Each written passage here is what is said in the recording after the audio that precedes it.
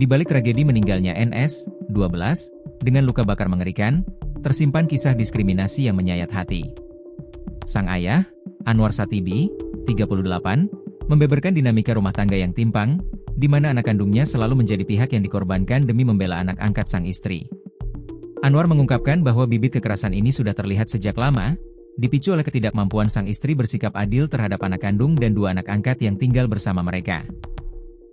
Anak kandung selalu dihantam, anak angkat dibela. Diketahui, istri Anwar memiliki 2 anak angkat, laki-laki kelas 3 SMA dan 1 perempuan. Anwar menyebut, setiap kali terjadi perselisihan antara NS yang masih kelas 6 SD dengan kakak angkatnya, sang istri selalu membabi buta membela anak angkatnya. Istri saya punya 2 anak angkat. Tapi itu bukan anak kandung dia. Kalau berantem antara anak saya, NS.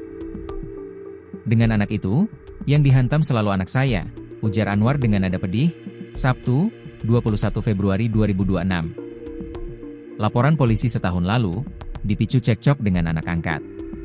Kekerasan ini sebenarnya sudah sampai ke ranah hukum setahun silam. Anwar pernah melaporkan istrinya ke Polres Sukabumi setelah melihat tubuh NS babak belur dihantam benda tumpul akibat bertengkar dengan si anak angkat. Pas kejadian penganiayaan yang saya laporkan setahun lalu itu gara-gara berantem sama anak itu, anak angkat. Saksi waktu itu Kanit Riki. Kita buka baju anak saya sampai menangis lihatnya, ungkap Anwar. Mediasi dan janji palsu, mau tobat. Nahas, laporan tersebut tidak berlanjut ke meja hijau. Atas campur tangan tokoh masyarakat, Anwar luluh setelah sang istri bersimpu memohon ampun agar tidak dipenjara.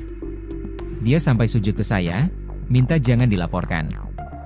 Katanya mama mau tobat dan berperilaku baik. Akhirnya terjadi perdamaian, tuturnya. Namun, perdamaian itu rupanya menjadi awal dari bencana yang lebih besar bagi NS. Luka bakar dan pencarian keadilan. Kini, NS telah tiada dengan kondisi tubuh yang melepuh akibat luka bakar. NS mengatakan sebelum wafat bahwa dia dipaksa minum air panas oleh ibu tirinya. Anwar menegaskan bahwa laporan lama di Polres sebenarnya belum pernah ia cabut secara resmi. Ia menuntut agar diskriminasi dan kekejaman ini berakhir di jeruji besi. Kalau memang terbukti, saya ingin ini jadi efek jera. Jangan semena-mena, kita ini negara hukum, tegas Anwar.